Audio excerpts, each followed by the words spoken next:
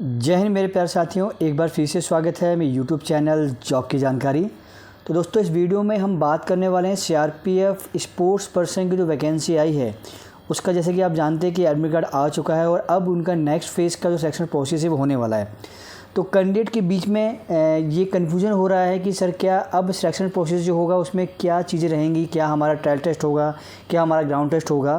तो ये सब चीज़ें मैं कवर अप करने वाला हूँ इस वीडियोस के अंदर में, जिससे कि आपके सारे डाउट क्लियर हो जाएंगे कि अब जो नेक्स्ट प्रोसेस होने वाली है उसमें क्या क्या चीज़ें रहने वाली हैं।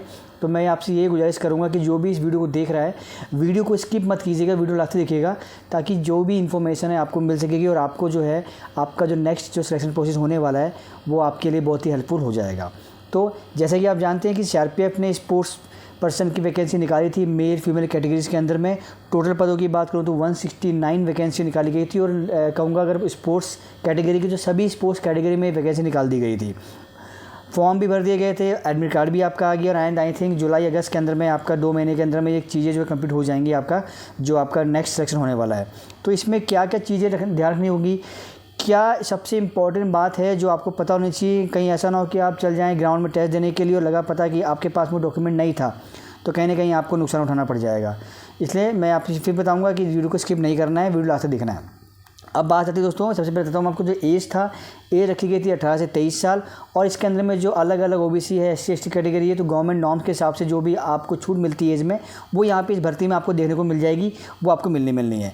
ठीक है, अब बात करते हैं दोस्तों हम कि जो कट ऑफ डेट थी एज की रखी गई थी 15 फरवरी 2024। इसको भी ध्यान रखना है आपने कि 15 फरवरी 2024 आपकी लास्ट कट ऑफ डेट थी। इस डेट में ही आपका जो 18 से 23 साल की एज दी गई वो होनी चाहिए थी। अब बात आती है दोस्तों की स्पोर्ट्स क्वालिफ़िकेशन। तो स्पोर्ट्स क्वालिफ़िकेशन की अगर जब मैं बात करता हूँ तो यहाँ पे दोस्तों बताता हूँ मैं आपको जो सबसे इम्पॉर्टेंट चीज़ है, यहाँ पे आपका ट्रायल टेस्ट नहीं लिया जाएगा।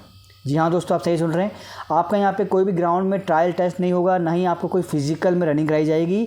आपका जो स्पोर्ट्स क्वालिफ़िकेशन, यहाँ पे स्पोर्ट्स क्वालिफ़िकेशन जो आप जब नोटिफिकेशन रीड आउट करेंगे तो वहाँ पे पेज नंबर 11 में दिखा रखा है कि स्पोर्ट्स क्वालिफ़िकेशन के अंदर में आपको अलग अलग कैटेगरी दी गई है। किसी ने ओलंपिक लेवल में खेला होगा, किसी में इंटरनेशनल, किसी ने नेशनल, किसी ने डिस्ट्रिक्ट लेवल पे खेला होगा, यूथ ओलंपिक्स खेले होंगे, है ना। तो जिस भी लेवल पे आपने गेम खेले और आपके पास सर्टिफिकेट्स हैं, उस सर्टिफिकेट्स के हिसाब से मार्किंग दी जाएगी। अब मार्किंग कैसे दी जाएगी वो सवाल उठता है। तो मार्किंग के लिए भी दोस्तों जो मैंने बताया, पेज नंबर 7 नंबर पेज है, इसको जब आप खोलेंगे इसमें इन्होंने यहाँ पे पूरा चीज़ें क्लियर कर दी है कि अगर आप ओलंपिक गेम खेले हैं या समर या विंटर गेम खेले हैं और अगर आपने गोल्ड मेडल जीता है तो आपको सीधा जो है जो गोल्ड मेडल के हैं आपको 100 मार्क मिल जाएंगे। अगर आपने ब्रॉन्ज जीता है, सिल्वर जीता है तो 96 मार्क मिल जाएंगे। अगर आपने ब्रॉन्ज जीता है तो 92 मार्क मिल जाएंगे। और अगर आपने सिर्फ पार्टिसिपेट किया था लेकिन आप कोई मेडल जीत नहीं पाए थे तब आपको 80 मार्क मिल जाएंगे। ऐसे जब नीचे आएंगे तो वर्ल्ड चैम्पियनशिप और वर्ल्ड कप हो जाता है, वहाँ पे अगर आपने गोल्ड जीत लिया है तो 90 मार्क्स, अगर आपने सिल्वर जीता है तो 86 मार्क, अगर आपने ब्रॉन्ज जीत लिया है तो 82 मार्क, और सिर्फ आपने पार्टिसिपेट किया है तो 70 मार्क आपको मिल जाएंगे। ऐसे अलग अलग कैटेगरीज़ के स्पोर्ट्स के जो लेवल होते हैं, ये सभी लेवल के हिसाब से उन्होंने मार्क का चार्ट दिया हुआ है। इस चार्ट के हिसाब से आपको मार्क दिए जाएंगे और इस चार्ट के हिसाब से जो मार्क मिलेंगे इसी बेस पे आपका लगेगा मेरिट दोस्तों। अब बात आई आती है कि सर मैंने जो है नेशनल लेवल में गोल्ड जीता हुआ है, क्योंकि इसमें एक डेट दी गई है। क्या डेट दी गई है? 1 जनवरी 2021 से लेकर के 31 दिसंबर 2023 के बीच, यानी कि लगभग मान लीजिए आप ये 2 साल हो गया। इन 2 सालों के बीच 2 या 3 साल हो गया है, इन 3 सालों के बीच में आपने जो भी स्पोर्ट्स में इवेंट में भाग लिया है, ये जो ब्रैकेट बना दिया है डेट का, ये कट ऑफ डेट रखी गई है। इसके बीच में ही आपने कोई स्पोर्ट्स एक्टिविटी में पार्टिसिपेट किया था, तभी आप जो है लायबल होंगे, तभी आप एलिजिबल होंगे इस भर्ती के लिए।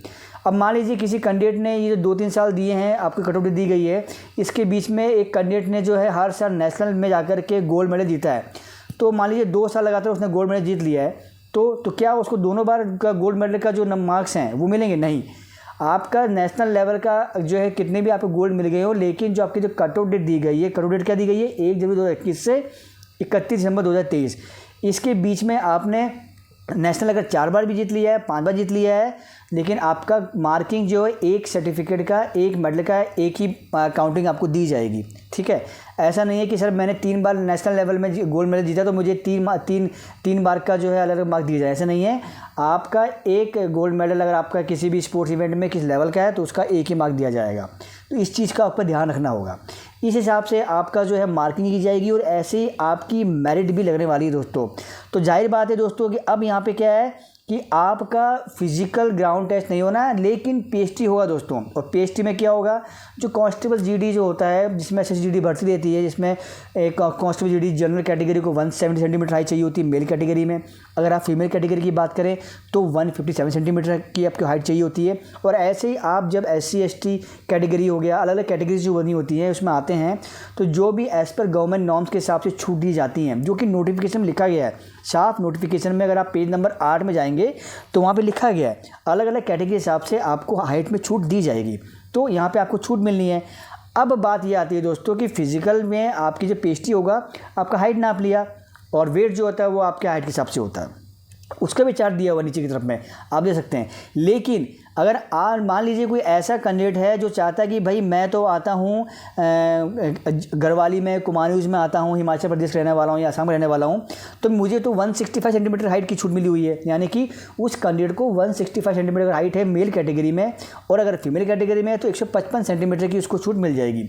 लेकिन आपके जो है सिर्फ एक सर्टिफिकेट दिखाने से कि मैं हिमाचल का रहने वाला हूँ, मैं आसामी हूँ, मैं गढ़वाली हूँ, उससे आपको छूट नहीं मिलेगी दोस्तों। आप जब नोटिफिकेशन को स्क्रॉल डाउन करेंगे, नीचे की तरफ में एक फॉर्म दिया गया है, उस फॉर्म को कंसर्न जो डीलिंग है, जो कंसर्न जो अथॉरिटी है, जहाँ नीचे लिखा गया है, वहाँ से उसको आपको फॉर्म को भर के वहाँ से उनको अटेस्टेड करवाना होगा। और उस फॉर्म को जा करके जब आपका पीएचटी टेस्ट होगा दोस्तों, वो दिखाना होगा, तभी आपको हाइट में छूट मिलेगी। अदरवाइज़ पीएचटी में आप फेल कर दिए जाएंगे। फिर भले ही आप अपने हिमाचल का डोमिसाइल दिखाइए, असम का दिखाइए, गढ़वा का दिखाइए, नो मैटर, वो नहीं माना जाएगा।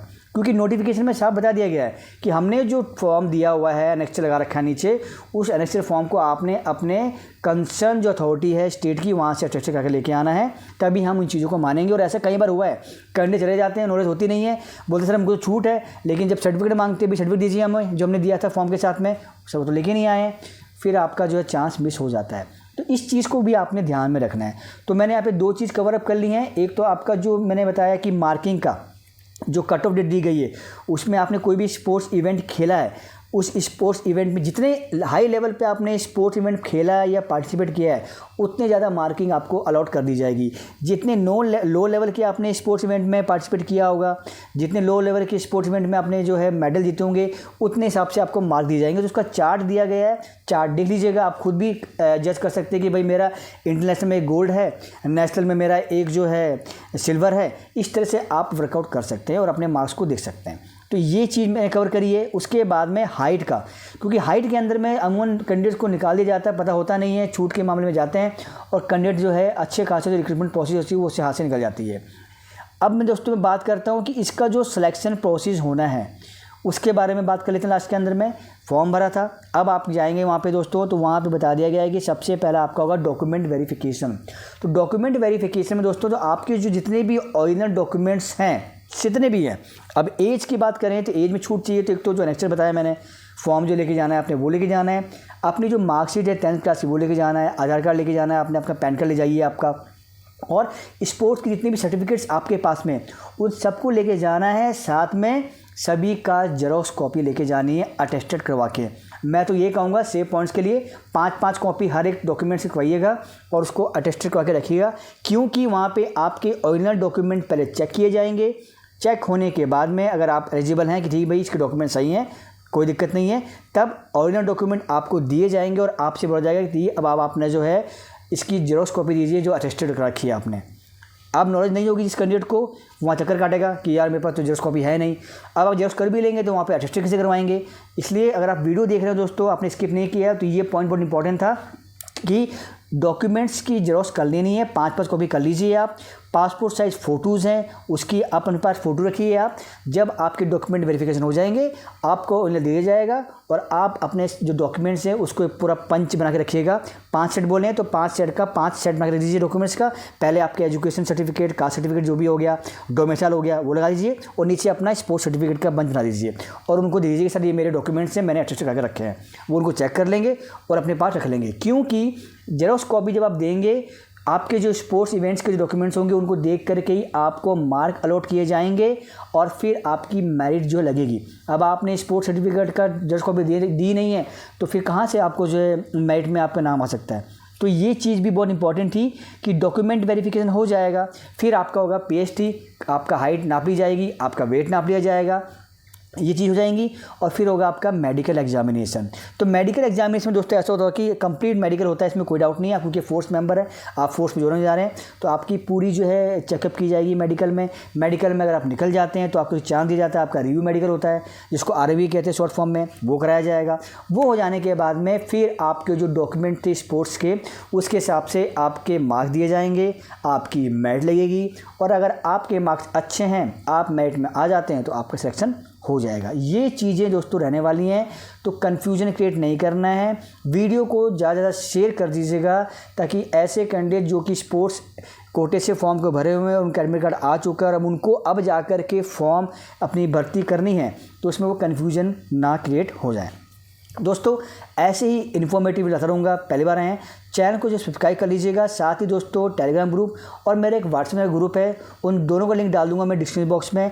आप वहां जाकर के उस ग्रुप को ज्वाइन कीजिए और वहां आकर के अगर आपकी कोई क्वारीज है, कोई जेन्युइन क्वारीज है जहाँ पे आपको डाउट है, समझ में नहीं आ रहा है, तो आप आके पूछ सकते हैं। आकर के ग्रुप को ज्वाइन करके मुझे पर्सनल में DM कीजिए, हम पर्सनल 1-to-1 बात भी कर सकते हैं जिससे कि आपकी जितनी हो सकेगी मैं आपकी हेल्प करने की कोशिश करूँगा जो कि लीगल वे में होगी। ठीक है दोस्तों, तो आशा करता हूँ जो मैंने वीडियो बनाया है इन्फॉर्मेटिव रहा होगा, जो आपके डाउट हैं वो क्लियर हो गए होंगे। ऐसे ही इन्फॉर्मेटिव डालने के लिए वीडियो को लाइक कर लीजिएगा, शेयर कर लीजिएगा, क्योंकि आपके लाइक और शेयर से मोटिवेशन मिलता है और लगता है कि नहीं भाई और भी ऐसे इन्फॉर्मेटिव डालने चाहिए ताकि कैंडिडेट को जो है हेल्प मिलती रहे। तो मिलेंगे दोस्तों नेक्स्ट अपडेट वीडियो के साथ, जब तक के लिए जय हिंद मेरे प्यारे साथियों।